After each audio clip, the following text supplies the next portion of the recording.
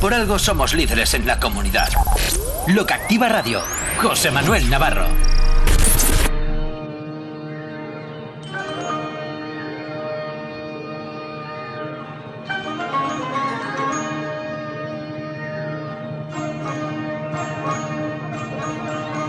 Juan José Romero el Hombre Bueno, ya bautizó el nombre de este programa, ya dijo que se llamaría a partir de ahora El Hombre Bueno y la Tierra. Una vez más contamos con José Luis Romero del Hombre Bueno, que es el director de Clínica Sanizó, veterinario. Esta clínica está, para que lo sepáis, en la calle Alcázar número 18, en Socuéllamos, y el teléfono de contacto para cualquier tipo de consulta es el 610-560790. 610-560790. José Luis, muy buenos días. Buenos días. Que como no teníamos el Día de la Inmaculada, lo echamos para estar con la familia, ¿verdad? Y dijimos, perder una semana, parece que nos va a faltar algo. Dijimos, vamos a trasladarlo al jueves y así podemos hacer de todo un poquito. ¿Qué nos traes hoy? Pues muy bien. Bueno, primero recordar que por lo menos en Socuéllamos el Día de la Inmaculada era el Día de la Madre. Me recordó mi madre. Y era un día festivo, a tope. O sea, en Socuéllamos, a título local... Pero hace muchos años, te hablo de los años 80. O sea, que coincidía el Día de la Inmaculada con el Día de la Madre. Era el Día de la Madre, el Día de la Inmaculada, sí. Y era una fiesta grande, te lo digo porque ese día pasó medio desapercibido. Sí, un día de fiesta, pero que tampoco en la calle se vivía como... Bueno, estamos también asistiendo a este cambio cultural como país y claro, hay ciertas cosas que, digamos que el calendario, que sigue estando regido por los acontecimientos que en el fondo son religiosos, tenemos el puente de la Inmaculada, pero que en el fondo no se viven de forma religiosa. Yeah. Estamos en un cambio de agujas y las cosas se siguen llamando igual. Es que hemos pasado de ir a misa en las fiestas de guardar y en los domingos. No, que sí. ¿no? Cuando nos lavaba la cabeza nuestra madre, venga, que hoy es fiesta, te lavo la cabeza y te vas a misa. Sí. Lo que pasa es que a mí esto no me extraña porque yo lo venía viendo venir hace ya, pues te voy a decir, 20 años, que ya era una situación de poca autenticidad. Era una cosa era el marco en el que nos movemos y otra lo que realmente se vive, ¿no? Y ahora parece que ya queremos ir demasiado deprisa más allá. No sé, no nos vamos a conformar con hacer el cambio progresivo, sino que se quiere pegar el último timonazo. Pero bueno, hoy voy a enlazar cuestiones históricas con cuestiones de naturaleza que tienen que ver con el clima, con una cuestión filosófica también, y todo enlazado en una misma línea y en un mismo razonamiento. Esto cuando lo dices así al principio suena un poco abstracto y te quedas un poco desencajado, pero luego después vas hilando, vas hilvanando y la cosa cobra un sentido muy especial. El clima ha determinado la historia, ¿no? Porque en cuanto cambia, hablamos de milenios y de siglos, ¿eh? Cuando el clima cambia, pues la gente que tiene una cultura que es fruto de una agricultura que te permite ese clima, por ejemplo, aquí hemos tenido siempre las viñas, hemos tenido el cereal, pues un cambio climático que no te permitiese, por ejemplo, cultivar viñedos, pues traería consigo, pues vea, la fiesta de la vendimia, pues dejaría de tener sentido. El calendario, bueno, ahora toca esto, ahora se hace el otro, el tipo de trabajador que vive aquí es este, pues, y eso genera un modo de vida, pues eso cambia, ¿no? Entonces, la historia, al final, viene determinada por el clima y las costumbres sociales y la política para vehicular todo eso, pues es también dependiente de ese clima, al final. Porque el sector primario es el que determina al secundario y al terciario. Es decir, yo puedo venderte un jersey de algodón si en algún sitio de este planeta podemos cultivar algodón. Claro. El día en que no podamos hacerlo, pues tendremos que vestirnos todo de sintético o de lino o de lo que sea. Entonces, ese es el primer razonamiento. Pero perdona que te interrumpa, ¿hay un cambio climático tan alarmante como para eso que me estás contando actualmente? Lo digo porque como hay tantas asociaciones relacionadas con el tema de la ecología que hablan de un cambio si el cambio climático no es discutible, pero el cambio climático no ha dejado de existir desde que el planeta Tierra está dando vueltas alrededor del Sol. Quiero decir, ¿hay alguna cosa tan sumamente grave o tan diferente a lo que ha pasado? Tendríamos que hablar de que si ciertos cambios que parecen ser porque también recuerdo que había pronosticados cambios para los años 90, había pronosticados cambios para primeros del 2000, que iban a obligarnos a muchas cosas y que iba la temperatura tal, y no ha sucedido. Lo que pasa es que vivimos en una sociedad corta de memoria y no recordamos tantas cosas que se nos han dicho y no han sido. Es decir, vuelvo a repetir una idea que he repetido infinitas veces en este programa. La ciencia es lo que es, no lo que nos venden. La ciencia es lo que es, no lo que nos venden. Entonces, las investigaciones que haya hechas, las experiencias que se hayan hecho con esas conclusiones que sacan los científicos, hay que explicarlas y hay que darlas a conocer y hay que legislar en base a la realidad. Es decir, si yo, por ejemplo, que hice una pequeña colaboración en unas investigaciones sobre abejas y nosotros poníamos unos sensores de temperatura dentro de las colmenas y observábamos unos comportamientos de las abejas determinados por unas condiciones particulares. Por ejemplo, una colmena de la especie ibérica de la abeja, unas colmenas situadas en Córdoba, unas colmenas situadas en el centro de una ciudad, porque esto, aunque llame la atención, las colmenas las teníamos en el centro de Córdoba y se alimentaban de las macetas de las vecinas, y porque una abeja viene volando 3 kilómetros de radio, como mucho 5 no llega, pero bueno, esa es la... En esas condiciones teníamos esos resultados. Ahora llego yo y te lo vendo de otra manera. Te digo, Apis mellifera, la abeja común, cuando le haces esto, pasa esto, y punto. No, porque esa misma colmena me la llevo al Sáhara o me la llevo a Escandinavia. Y ese comportamiento térmico, pues, no puede producirse, o se produce de otra manera. Claro. Entonces, habrás visto tú en toda la prensa a diario, un estudio dice, bueno, eso cada vez que lo leo me hace reír. Un estudio dice que Pero bueno, ¿qué estudio? ¿Qué estudio? Para empezar, determíname el tipo de estudio.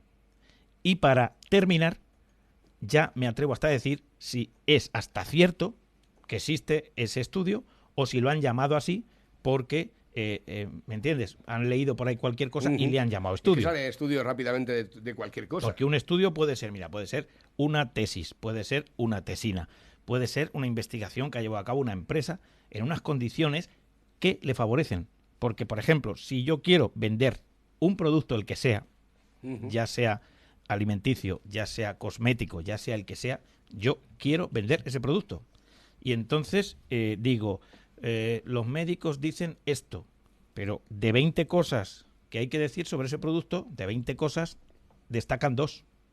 No te están mintiendo, te están ocultando información. Entonces, estamos saturados de situaciones como esta a diario.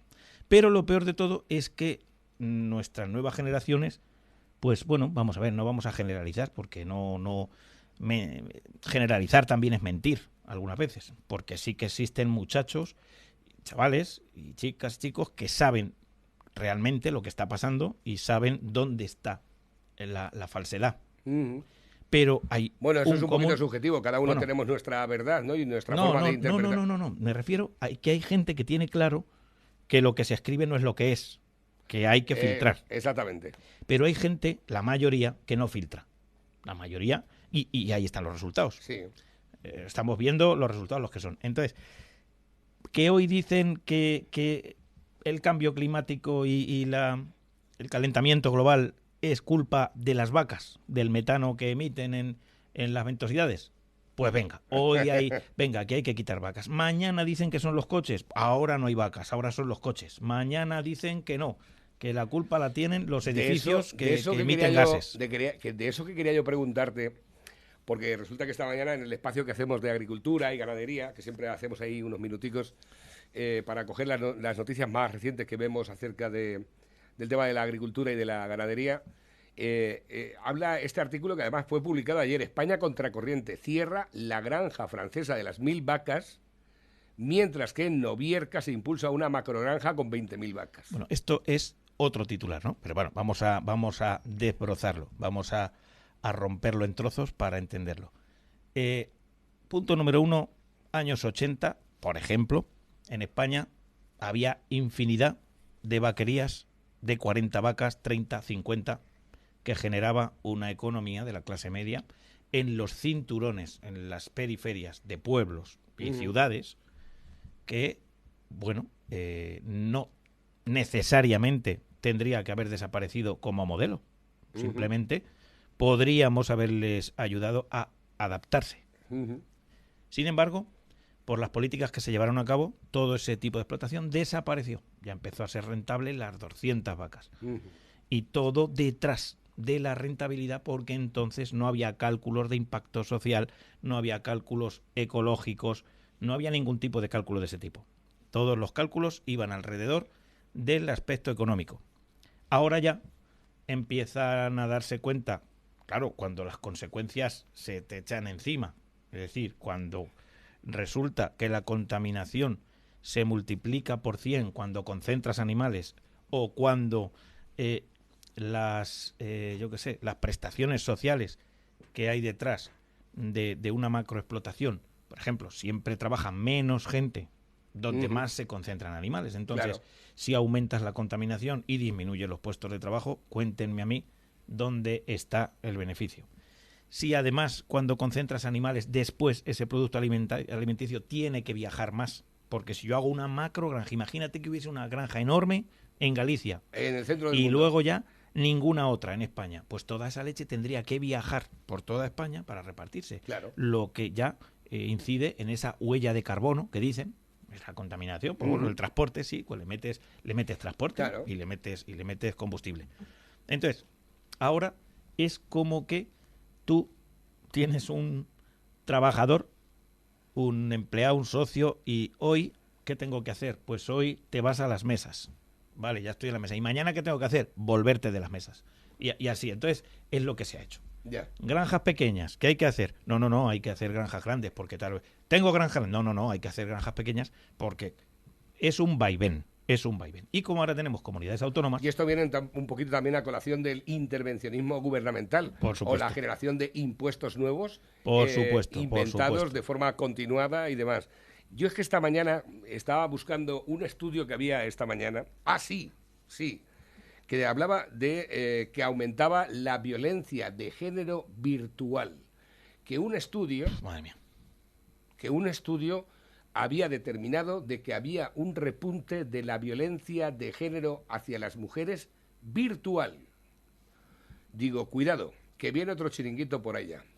No, pero el chiringuito va a ser que... no sé quién... No sé, os quiero decir, como queramos controlar... Y lo más peligroso, ¿quién interpreta? O sea, si a mí lo peligroso no es que si realmente hay una violencia se persiga, si eso no hay ni que decirlo, eso se da por sentado. El tema es cuando nos metemos en el tema interpretación y te llegan ciertos grupos de personas con un sesgo enorme hacia un sentido y tienen una capacidad de legislar y de interpretar que acaban... produciendo situaciones como las que estamos conociendo. O sea, hay situaciones que son vergonzosas. Que estaba mirando que efectivamente, digo, ya viene otro chiringuito, no, ya está. Hombre. Ya está el chiringuito, ya lo tienes ahí. La delegación del gobierno contra la violencia de género por una sociedad libre de violencia de género ya aparece como violencia digital, es como violencia pero digital. Si todo es así, pero no nos vayamos de las vacas. No. Vuélvete a las vacas, que si no nos me vamos. Me vuelvo para acá. No, es que me llamaba mucho la atención y quería también hacer una reseña al respecto.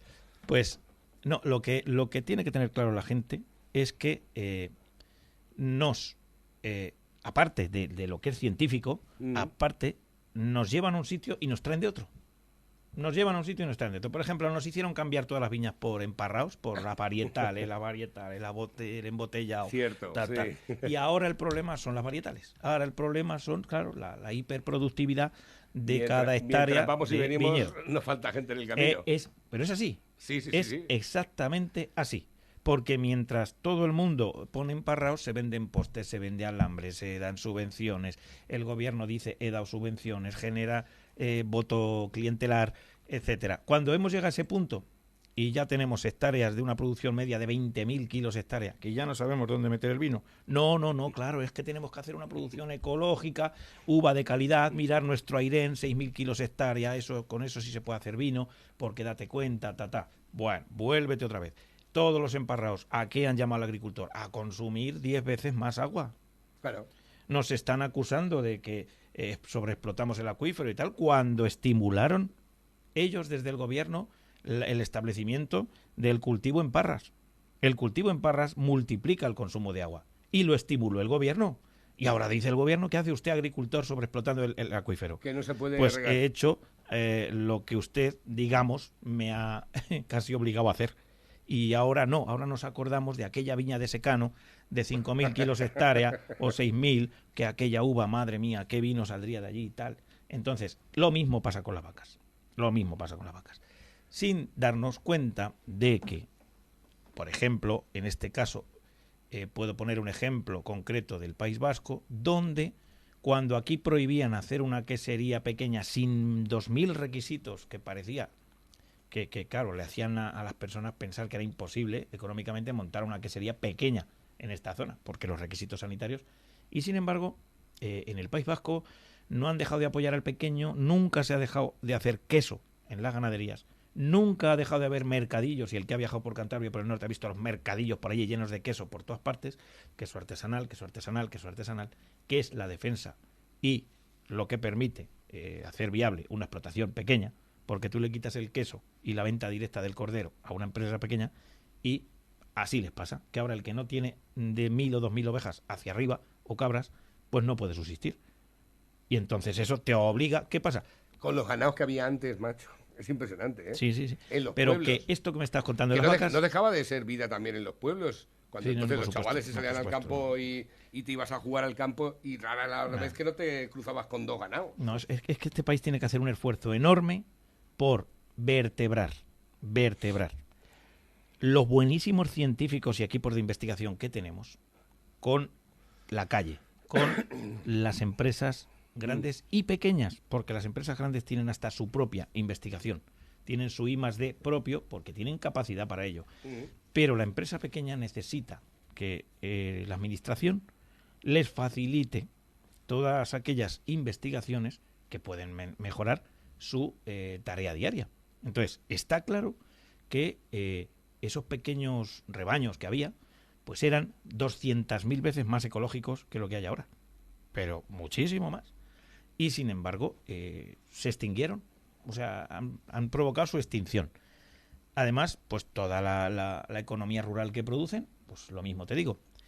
Entonces, eso es lo que la gente tiene que... Bueno, vuelvo a lo que al principio te decía, que no he llegado a desarrollar la idea, y es que el clima determinaba la agricultura y la ganadería, y esa agricultura y ganadería te determinaba la industria, y te determinaba el sector terciario. Es decir, De hecho, Ailana, parte del cambio climático hizo que se pusiera aquí también el ajo temprano, el que se cogía durante el mes de mayo. exactamente.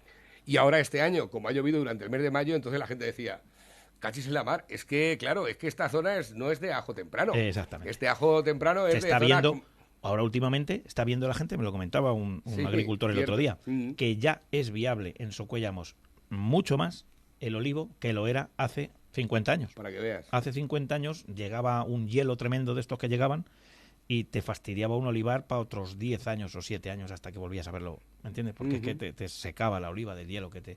Pues hoy ya han pasado muchos años y no se producen. Entonces, el cultivo del olivo está empezando a ser bastante más viable. Y bueno, y los almendros no hay más que verlos. Ujú. Que era, vamos, almendros, pues sí, había pues eso para el consumo propio. ¿Cómo Pero ha habido ahora- un repunte en los últimos años de almendra últimamente? Es impresionante. Sí, que sí. Yo además es que como éramos agricultores básicos en casa de ajo, cereal y uva, ya el tema este de los mercados de la almendra y todo el tinglado este, la verdad es que a mí me llamaba muchísimo la atención. Pues lo primero, el clima, y lo segundo, también la investigación genética, que ahora mismo ya, pues claro, el mundo está conectado y sabemos que hay una variedad de olivo que hay en Rumanía que soporta esto, otros que vienen de los países del este, otras variedades, o sea, hay olivos y almendros y cualquier variedad de cualquier especie vegetal que tú quieras, pues originarios de muchas partes con una floración más temprana, floración más tardía, con una resistencia mayor o menor a las condiciones climatológicas de cada sitio. Y tú eliges qué tipo de planta quieres cultivar, sabiendo a lo que te arriesgas con cada una de ellas. Porque con cada una de las variedades te arriesgas a una cosa. Es decir, floración temprana, bueno, pues te arriesgas al hielo. Floración tardía, pues te enfrentas a la sequía. Y cada uno juega ahí con, por ejemplo, si yo tengo la tierra en una hondonada donde digamos que la tierra es de esta manera, donde el hielo se puede... Donde la tierra es más pues, fuerte, exactamente. En San Blas, el 8 de mayo, la Virgen de la Cuesta, sí. Esa mujer ha helado muchas veces mi viña de San Blas. Todas las Virgen de la Cuesta, sí. no sé, eso en es la el ladera tema. donde está la tierra fuerte, las dejaba fritas. Y luego los microclimas. Los microclimas es que hasta dentro de un pueblo, dentro de un término municipal, Totalmente. y los agricultores lo saben, hasta algunos te dicen, no, en Castaño, por ejemplo, que es una zona natural de allí de Socuellamos, en Castaño, la nube que te venga por la izquierda siempre tal no sé qué, y las que te vengan por la derecha nunca te va a traer no sé cuánto. Mira dónde hace la cortina la nube. ¿La está. ves? Y otro te dice, siempre tengo en el una Pozo viña... Nuevo, en el Pozo Nuevo donde se hace la cortina la nube. Y es que es verdad, esos son los microclimas. Y en esos microclimas influye, por un lado, la orografía, es decir, la forma del terreno, influye la presencia o no de masa boscosa, es decir, está comprobado que las masas boscosas, los árboles, la abundancia o no de árboles, influye en la descarga de las tormentas de verano. Las tormentas eléctricas no descargan igual en una zona de, digamos, de mucho cereal, de donde no hay apenas vegetación, digamos, de hoja perenne, a donde tienes cerca un monte de pinos, por ejemplo. Pues donde hay una abundancia de montes de pinos, ya las tormentas tienen otra atracción, ¿no? Porque el árbol parece que tiene cierta, y de hecho sabemos que muchos rayos parten un árbol. Eso es porque de alguna manera ese árbol ha atraído ese rayo, ¿vale? Y al final la tormenta eléctrica. Bueno, pues otra cosa que quiero decir, después de haber dicho que el clima te puede determinar las costumbres de un sitio y te puede determinar la historia, porque hace poco estuve viendo cómo el tema del cultivo, el neolítico, tal, empezó ahí en la cuenca, pues en Palestina y en toda esta zona, y luego por un cambio climático fuerte, aquella gente emigró, se vino aquí a esta parte occidental de Europa y trajeron la cultura de lo que era la siembra y la cosecha, ¿no? Y entonces, pues eso te determinó ese cambio de costumbres. Pues luego eso lo vamos a encajar con el tema filosófico, histórico, que sería, por ejemplo, decir que Roma, que empezó siendo la tumba de los cristianos, sabéis, el típico tal, matar cristianos echándoselos a los leones en el circo, ¿no? Correcto. Y luego Roma hace que haya calzadas, comunicaciones por carretera por toda Europa. Después viene Constantino, que se convierte al cristianismo, y entonces de ser una nación, un imperio politeísta, pasa a ser monoteísta cristiano. Y entonces, de repente, la tumba de los cristianos pasa a ser el trampolín de la cristiandad. Es decir, Roma, que se deja la piel construyendo carreteras y matando cristianos, fíjate por dónde termina siendo el trampolín de la cristiandad. ¿Esto a qué viene? Viene a, ¿qué quiero decir? Por un lado, esto que hemos oído tantas veces, Dios escribe recto con renglones torcidos. Es decir, los romanos que querían acabar con esa religión absurda que tenía por líder a una persona que estaba torturada con la tortura más atroz que se conocía, que era crucificar, era lo más atroz que pudieron inventar. Pudieron, bueno, más que inventar, copiar, porque ese tipo de tortura la copiaron ellos de otra cultura. Pero bueno, era lo peor que te podían hacer era crucificarte. Y que el líder de una religión sea una persona que está torturada y fracasada, pues entonces, y ese se convierte en su religión. Y luego Dios escribe recto con renglones torcidos porque esa Roma que se deja la piel construyendo ese imperio después se convierte en el trampolín de esa religión absurda para ellos. Y con otro tipo de cosas... Qué curioso, ¿eh? Sí. Es el escenario, efectivamente, es el escenario, lo absurdo es el escenario de lo creyente. Y el segundo trampolín, pues fue la hispanidad. El segundo trampolín fue España, que fue sabemos todos que fue históricamente la continuadora del Imperio Romano. El Imperio Romano después se dividió, después aquí tuvimos a Carlomagno, que fue también un representante del imperio, y después de Carlomagno el siguiente imperio es el español, que el siguiente trampolín es América. Nosotros, independientemente de las cuestiones económicas, de que fuimos a explotar unos recursos, hablando ahora de otra cosa, España exportó la religión católica, que está hoy extendida en toda América del Sur, fue el segundo trampolín. Prácticamente en todo el mundo. El clima, la historia, los cultivos, fíjate luego cómo se enlaza con los temas económico-políticos y luego después con la cultura, y luego va todo junto, y luego con la religión. Por eso hay que aprender a pensar así. Hay que educarse en ser especialistas, es decir, si yo soy matemático no tengo por qué ser experto en historia, pero tampoco seas un ignorante de la historia. O sea, un matemático que no se olvide que está muy bien conocer la biología, la historia, la filosofía, etcétera. ¿Por qué? Porque eso es lo que permite tener lo que llamamos criterio. Tener criterio es poder ser crítico ante situaciones muy cambiantes que se tienen en todos los momentos históricos y que te permiten solucionar verdaderamente problemas. No hacer como que parece que lo solucionas, sino solucionar. Porque si tú escuchas ahora mismo a todos nuestros políticos, en realidad dices, bueno, este hombre dice que lo va a solucionar. Pero luego la realidad es que los problemas no se solucionan, o incluso a veces te voy a decir que se solucionan hasta solos, espontáneamente, y nos venden que los han solucionado porque han hecho tal o cual cosa. Que te voy a decir una cosa, Rajoy sabe de eso mucho. De estarse quietecico hasta que se solucione solo. En alguna ocasión te voy a decir que puede ser lo más sabio.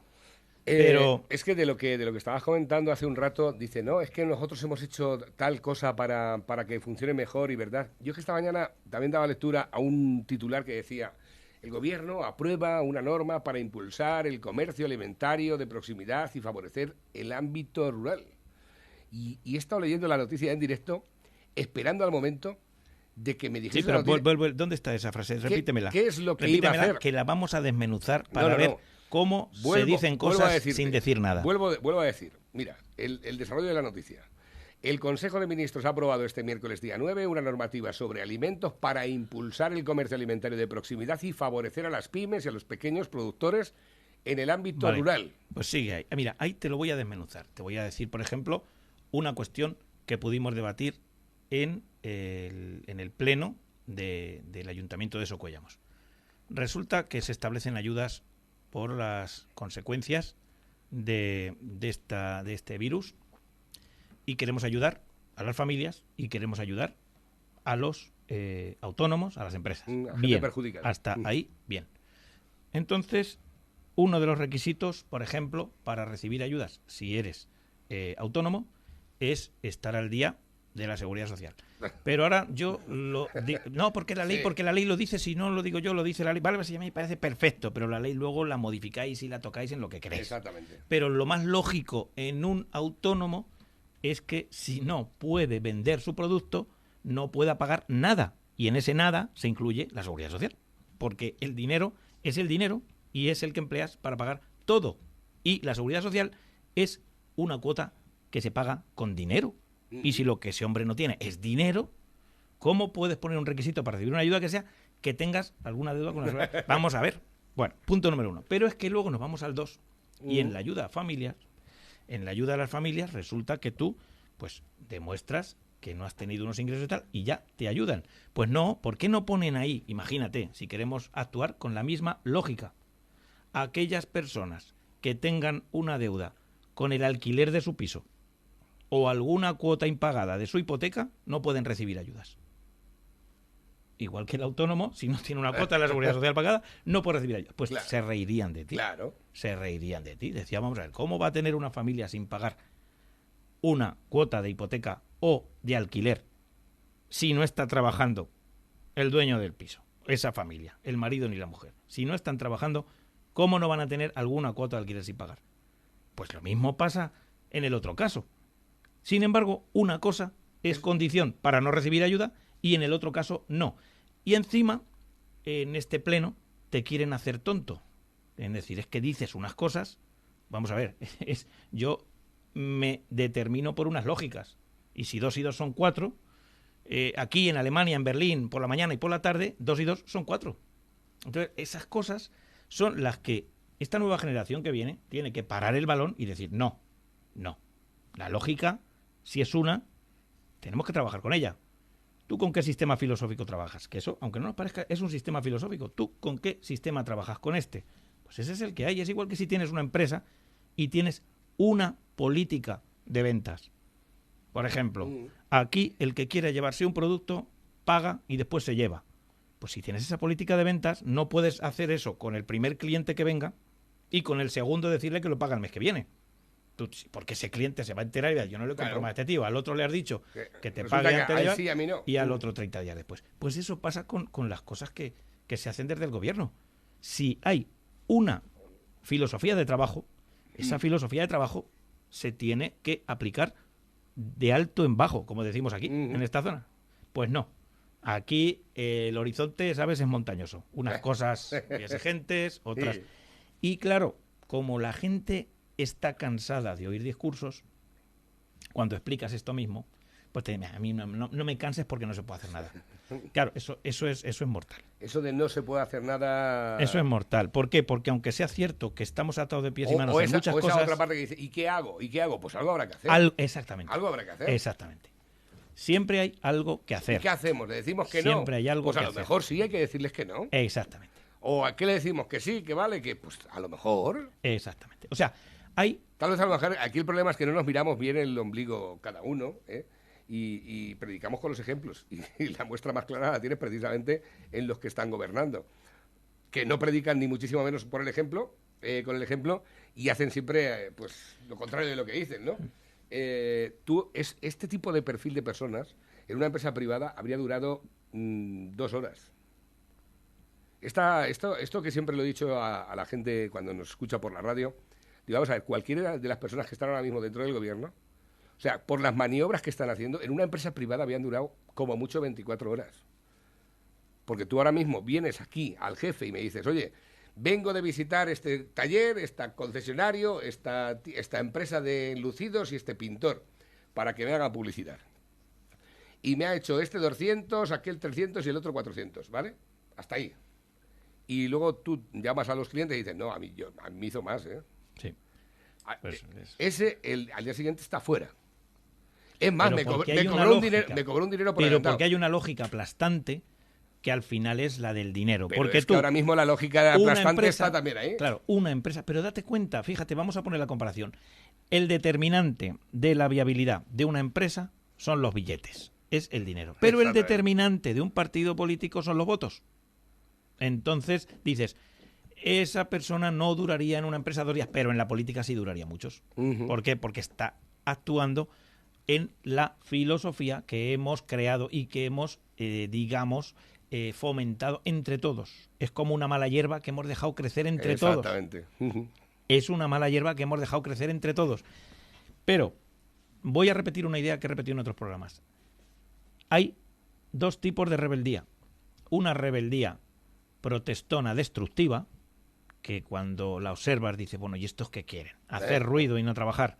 Pero hay otra rebeldía necesaria y valiente. Necesaria y valiente. Quiero decir, hay rebeldía responsable. Si mañana pasan a atracar a tu casa y tienes hijos y coges y te defiendes y luchas contra ese tío para que no se cargue a tus hijos, eso es una rebeldía necesaria, oportuna, totalmente, ¿entiendes? Y positiva. Tú no puedes decir, no, es que claro, como hay no a la violencia, pues entonces si pasan a mi casa y machacan ahí y tal, es que yo soy pacifista. No. Tú eres un cobarde. Para mí, bajo mi criterio esa persona, y es lo que decía el obispo Munilla, que también lo he repetido también en otros programas, el obispo Munilla hace un tiempo. En esta España hoy estamos confundiendo prudencia con cobardía. No, es que esto hay que hacerlo así porque hay que ser prudente. No, cuidado. Hay veces que uno se las da de prudente y no se da cuenta que está siendo un cobarde. Está siendo un cobarde. Porque cuando una situación se pone fea, todos nos quedamos mirando unos a otros. Sal tú, hazlo tú, no. A ver, si sale otro a defenderte, ¿entiendes? Y tú te encuentras la comida hecha. que eso es lo que ha pasado pues toda la vida y también a nivel sindical, a ver si protesta, después nos suben a lo mejor las condiciones y después yo me aprovecho. Me subo al carro. Pero eso pasa en todos los ámbitos, pasa en el ámbito de los autónomos, de la sindical, de los pensamientos y de las ideologías, y estamos viendo cómo una izquierda que ha sido la banderada de la libertad, cómo está siendo la mayor censora, Sí, cómo está imponiendo censuras, pero haciéndolo con unos circunloquios que hacen que tú te autocensures, hacen que tú mismo veas no que creas no que debes la hacer maniobra es esto. inteligente, ¿eh? Bueno, Otra cosa habrá que es reconocerla. inteligente, pero hay gente que la hemos visto perfectamente. Hombre, Entonces claro, lo que hay por que hacer es supuestísimo. Vamos a ver. decirlo por activa y por pasiva hasta que nos prohíban decirlo, Ya. que quizá no esté tan largo. Bueno, al fin y al cabo nosotros estamos en una gota en mitad del océano, ¿verdad? Pero bueno, hay que hacer pedagogía de lo que realmente consideramos que es interesante y que consideramos también que la gente debe de saber. A ver, que tengo por aquí mensajes nuevos que nos llegan a través de la bandeja móvil DJ, teléfono acabado en 9670. Buenos días, Navarrete. Soy José de Valencia. No me lleves al veterinario a la política también. Déjale hablar de animales. Oye, dile si sabe cómo quedó el tema de la peste que traían los jabalíes para Europa, que decían que tenían que matar todos los cerdos de las granjas. Vale, un saludo a los dos. ¿Tienes prescripción de esto tú? Yo no tengo ni idea. Sí, tenemos un grave riesgo de peste porcina, que es una enfermedad que cunde muchísimo entre los cerdos, entre esta especie, y que, por ejemplo, imagínate que en un momento dado que aparezca un foco en España, no se puede exportar ni un solo cerdo, que somos grandísimos exportadores. España produce cerdos para todo el mundo. Somos los segundos productores europeos, creo. Y, por desgracia, claro, este virus también los transmiten los jabalíes. Y los jabalíes, por ejemplo, y nuestra frontera con Francia son los Pirineos. ¿Y quién controla ahí al 100% a los jabalíes? Además, en un momento en el que la caza mayor ha tenido dificultades en algunos sitios la han prohibido o la han limitado muchísimo. Entonces, claro, la población de jabalí es que encima se ha multiplicado en muchos puntos, ¿no? Ya. Y claro, ¿quién controla que ningún jabalí cambie de término municipal y que Complicado. vehicule la... Entonces, la enfermedad tuvo positivos en Alemania y hay un miedo enorme en que pueda acabar, que aunque parezca mentira, pues eso, un jabalí de Alemania puede pasar para abajo, para Bélgica, para Francia, y después de contagio en contagio, pues cuando te des cuenta, puede acabar aquí. Y sí que es cierto que en estos momentos está controlado, los sistemas de vigilancia están alerta, están haciendo pruebas serológicas, pues por ahí a la población de jabalíes de manera aleatoria para controlar esa presencia de la enfermedad. Pero sí que el riesgo es alto y que puede producirse pues una catástrofe económica después, Madre en el caso mía. de España. Fijaros qué cosita, pero... Cuanto mejor, peor. Ya lo decía Rajoy, de cuanto No, mejor, no, peor. bueno, vamos a ver, eso está siempre. Mira, cuando no ha sido eso... o sea, es lo que te decía, que los veterinarios Ya con ha las estado cuestiones siempre, pero infecciosas... lo que no entiendo es por qué, siendo ahora, estando mejor informados, teniendo más mecanismos para evitar que ocurran estas cosas... Bueno, pues en este caso, fíjate, que en sigan este caso ha sucediendo. pasado por este puritanismo ecológico de la no a la caza mayor, de tal, y al final, pues fíjate, tú no puedes permitir que 5 personas te determinen a 10.000 la vida de otras 10.000. O sea, es decir, si, mirad, el ciervo, el jabalí, todas las especies superiores que viven en nuestros montes, las controlaban miles y miles de lobos que hoy no existen. Entonces, si esas poblaciones no las controla el lobo, las tiene que controlar el hombre. Eso para empezar. Y si debe existir un jabalí cada 300 hectáreas, pues no puede haber 500, ni 100, ni 20. Tiene que haber un jabalí para que el ecosistema esté equilibrado. Porque, por ejemplo, un jabalí se lo come todo. Es decir, no hay cosa que no se coma un jabalí prácticamente. Es decir, un jabalí se come los huevos en los nidos que encuentre en el suelo. Tiene un olfato delicadísimo. Hasta las cortezas de las sandías. Bueno, y las trufas estas que están debajo de tierra, las trufas por supuesto, todo tipo de hongos, todo tipo de cadáveres, todo tipo de crías de otras especies que se pueda encontrar.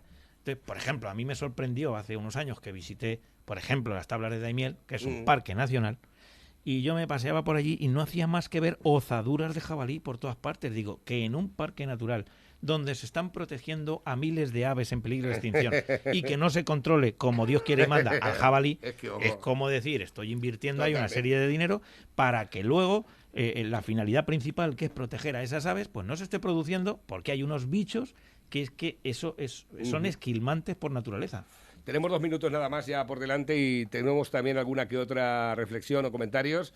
Dicen por aquí, al empresario cada día nos ponen más trabas, no sé si era a colación de lo que estábamos hablando. Resulta que yo tengo trabajadores con contrato hasta final de obra, pero no pueden enlazar una obra con otra. Me explico, lo normal es que se acaba una obra y si tengo otra para enlazar, sigan trabajando. Pues no, tengo que despedirlos y luego después lo tengo que contratar. Esto era a colación del tema este de los despidos estos que